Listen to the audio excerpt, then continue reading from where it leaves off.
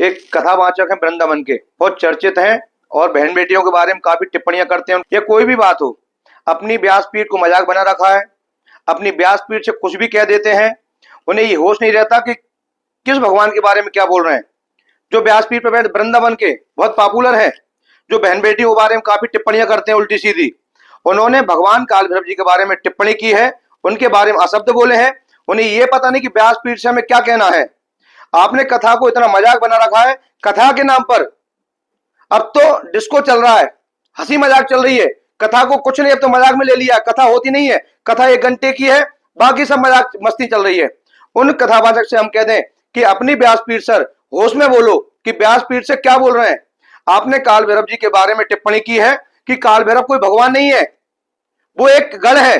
तो हम महाकाल मंदिर में दारू क्यों चढ़ाते हैं भगवान पे?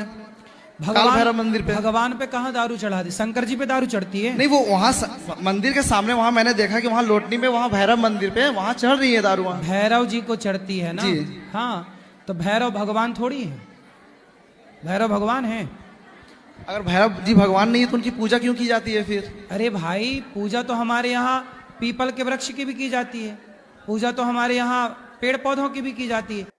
तो शर्म करो जरा, तुम्हें काल भैरव के बारे में पता नहीं काल भैरव कौन है? होश में आ जाओ। काल भैरव के बारे में पहले ग्रंथ पढ़ो और तुम कथा बांच रहे हो और तुम्हें यह पता नहीं काल भैरव कौन है। सही कहा है, अनपढ़ लोग बैठे हैं व्यासपीठ पर, जिन्हें पता नहीं कि काल भैरव भगवान है कि नहीं है। शिव कौन है? शिव के ही अवतार काल भैरव है, माता काली के पुत्र है काल भैरव। भगवान नहीं हो तो क्या हुए? और कृष्ण ही भैरव है, भैरव ही कृष्ण है। समझ आना चाहिए उन व्यासपीठ से बैठ जो कथावाचक कथा कर रहे हैं। होश में आ जाओ। तुम्हें यह पता नहीं काल भैरव भगवान है कि नहीं है। भगवान काल भैरव को 2 मिनट में लगेंगे तुम्हें गद्दी से हटाने में। यह मत भूलो कि काल भैरव जी ने ब्रह्मा जी को नहीं छोड़ा, अहंकार आ गया तो ब्रह्मा जी को। अगर तुम्हें ज्यादा अहंकार आ चुका है तो बताओ, 2 मिनट लगेंगे तुम्हें अपनी गद्दी से हटाने में। और तुम्हें ज्यादा चमत्कार देखना है, काशी जाओ, उज्जैन जाओ।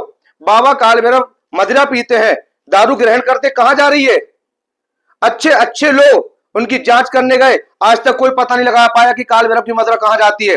काल भैरव धाम सांचेता जाओ, बाबा के काशी चले जाओ, उज्जैन चले जाओ, सांचेता जाओ, फिर हम तुम्हें बताते हैं काल भैरव कौन है। अगर ज्यादा अहंकार हो चुका है तो काल भैरव जी के बारे में एक बार ग्रंथ पढ़ लेना कि काल भैरव ने ब्रह्मा जी का शीश क्यों काटा था। क्योंकि ब्रह्मा जी को अहंकार आ चुका था अपनी गद्दी का। ऐसे जो वृंदावन के कथावाचक है, इनको अहंकार आ चुका है, तो वैसा बताओ फिर काल भैरव जी को जगाते हैं।